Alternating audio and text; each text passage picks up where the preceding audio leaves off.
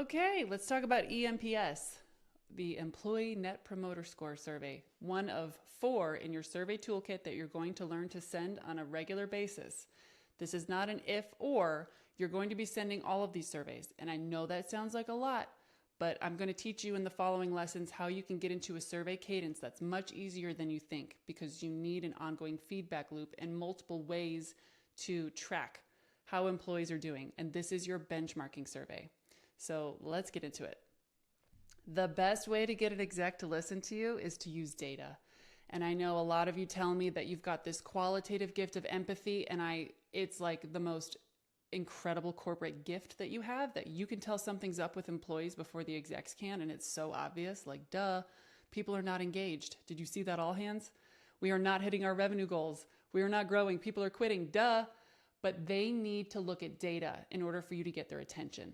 So as you start to learn the language of revenue and speak in terms that they care about, and get their attention to say something's not right, and the revenue and the growth that you're pushing so hard for, we are trending downward with regard to the revenue drivers and how they actually feel. Okay, so it's a really important tool for you too, to not get scared if you get negative scores, because it's a chance for you to advocate for yourself. You're very likely under-resourced and understaffed and underappreciated. I've heard it all. All of you tell me this. I've spoken to hundreds of you. So this is your chance too to get what you need and get their attention to say, this isn't sustainable. Your company might do something called NPS, which is just Net Promoter Score. It's something that you send to customers to say, would you recommend us as a company or as a service to friends and family? So it's the same concept, just with an E in the front for employee.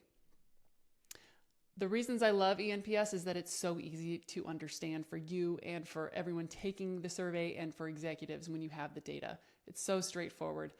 It lets you do benchmarking, and it helps you predict turnover if things are trending downward. So it lets you see historically over time how your company's doing, so that as your executives, as they make silly decisions, you can be like, see, the employees don't like that. We're not considering and factoring in other things that are wrong.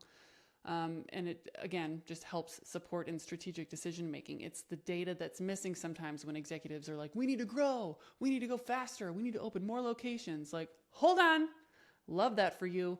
Right now, how are we going to take care of our existing employees? Because we are trending downward, and the revenue and the growth that you want is not going to happen because our employees are giving us our check engine light that something's not right.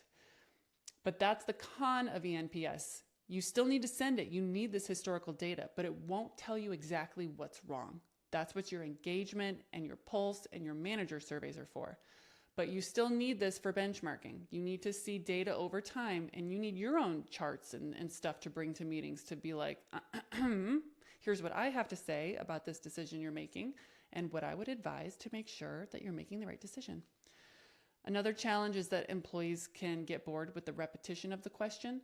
So we'll explain how you can talk about the why for employees.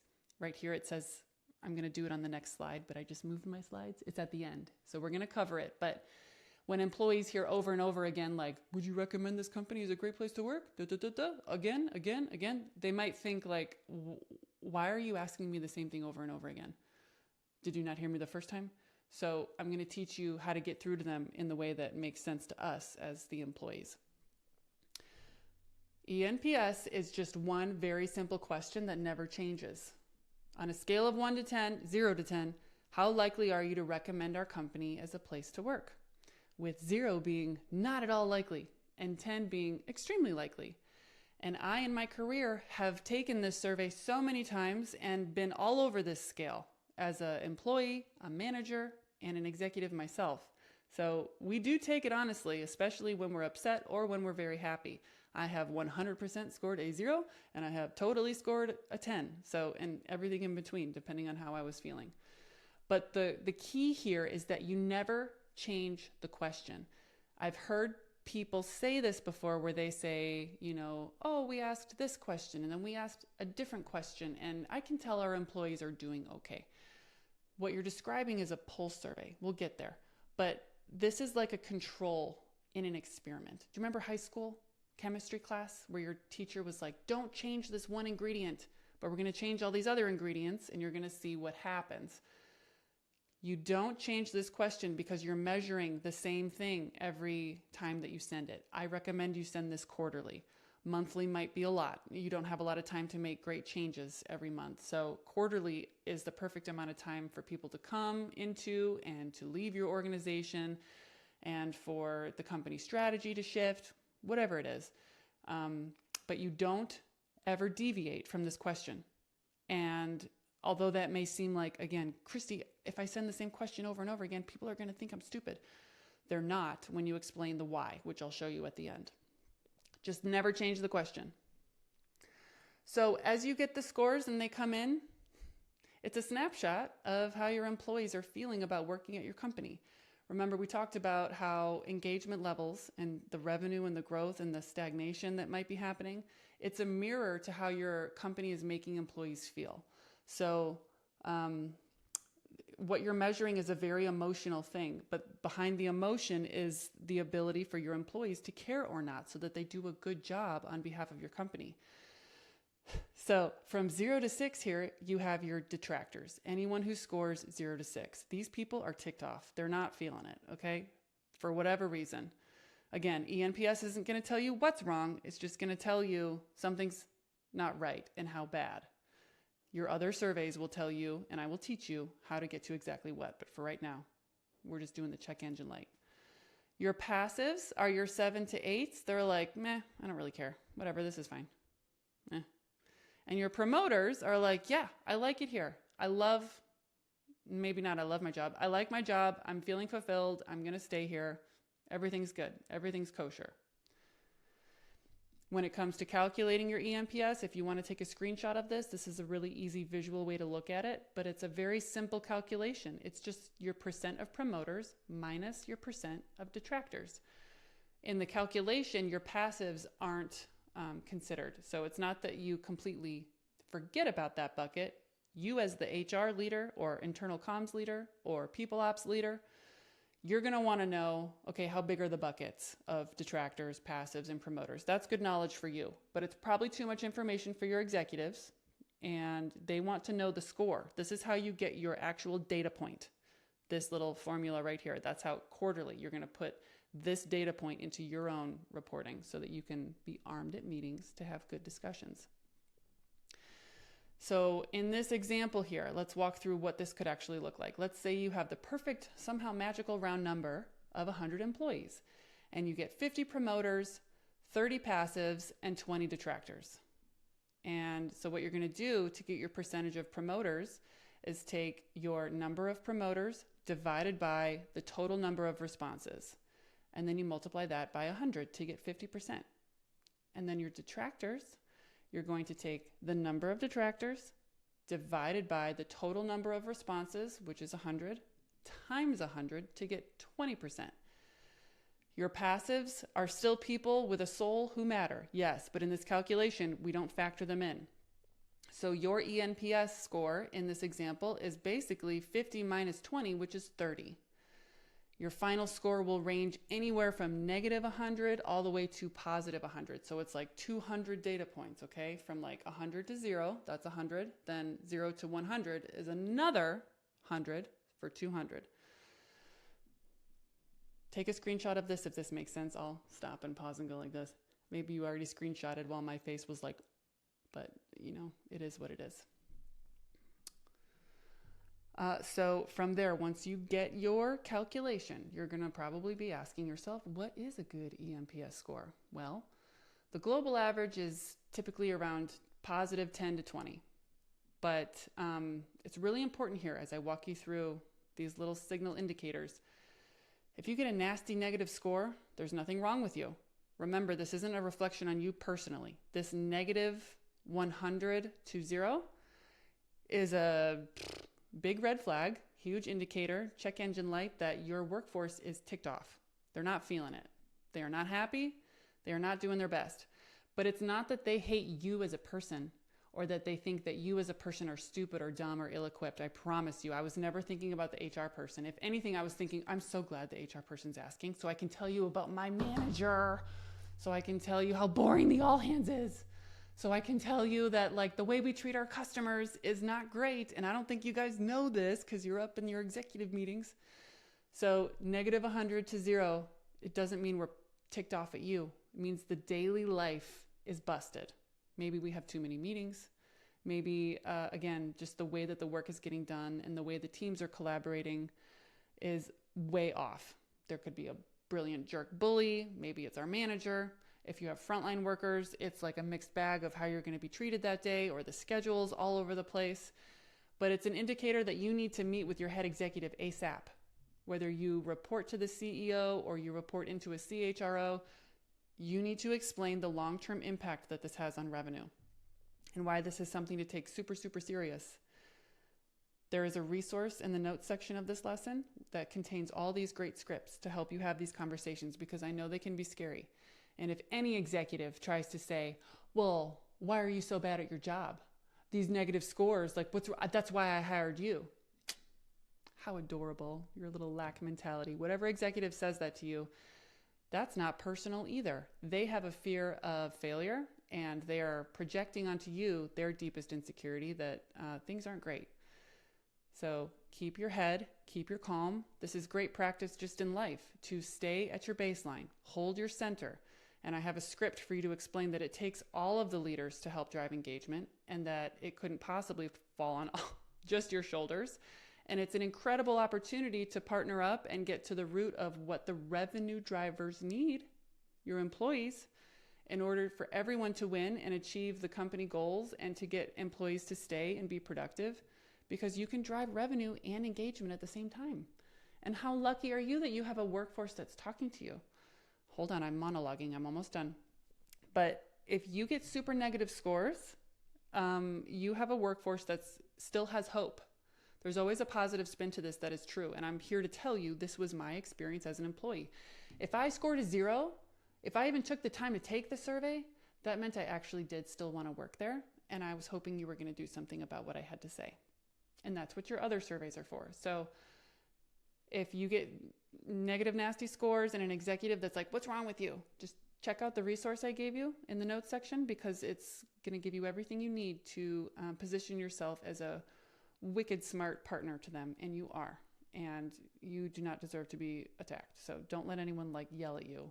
Don't work there. But there is a conversation to be had around you likely are under-resourced, understaffed, and not being taken seriously. So just in this red scary section, it's okay. It's always darkest before the dawn, and the global workforce is disengaged. So it's not just you. You're going to be okay. Scores 0 to 30, there's room for improvement. You have some satisfied employees, but it's probably not enough for long-term company success. And then there's stuff to be adjusted, which is to be expected. No company's perfect.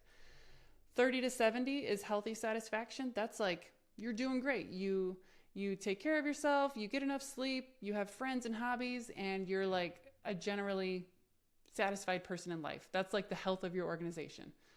Majority of employees are likely to stay, and you're doing okay. Still stuff to probably fix, but it's not like super tragic.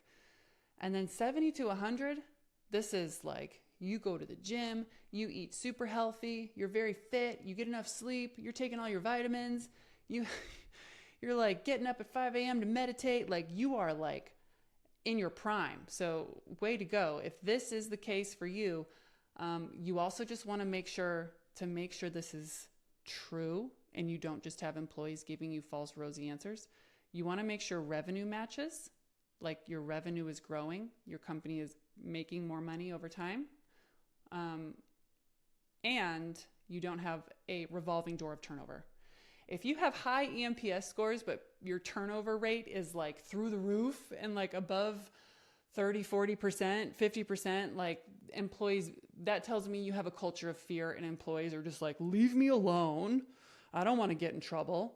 And in one of the future lessons here coming up, we're going to talk about how to like get employees to be honest in surveys. So if you score 70 to 100 and your organization is actually pretty healthy in all those other areas, way to go.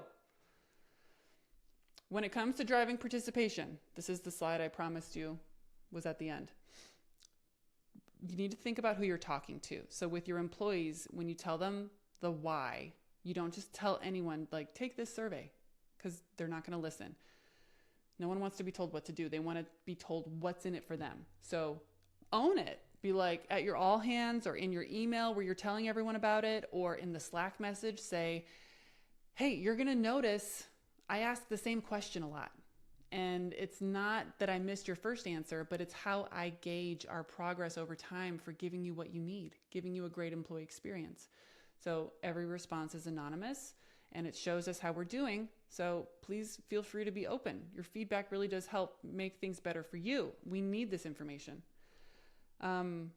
Employees just want to know they're not going to get in trouble.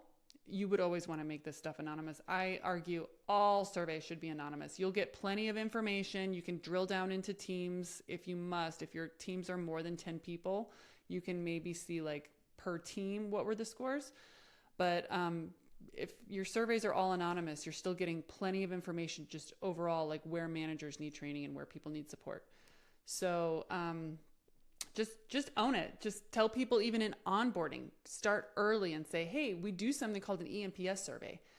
Get their buy-in right away as a new employee. Say, we do something different than a lot of companies in that we always are in constant communication with you, asking you, what do you need? How can we help? And we do it, through, when you see a survey, please take it. And if it's repetitive, just know that I'm not crazy. I'm not forgetting your answer. I am looking at how we're doing over time. And all employees will be like, wow, this company cares about me. I love that. I opt into that for sure. When you're talking to managers, when you want to drive participation, say, hey, make sure you remind your employees to take this eNPS survey that just went out, because on the other side of this data, we'll have more productive teams. We're starting to get to the root of what everyone needs. And one of the first steps is this benchmarking survey that we're sending. So please remind your employees. A productive team is on the other side of it. Managers are an extension of you. It's not just on you to shout from the rooftops and be like, everyone take this survey because I said so. Because we all know that doesn't work. It's exhausting for you and it doesn't get results. And people just over time stop listening to you. And it's not that we mean to, it's just that we don't report to you. And sometimes we don't know what the survey's for. And we're like, I don't want to get in trouble. So it's all in how you're presenting yourself as an ally and how you're telling us what's in it for us.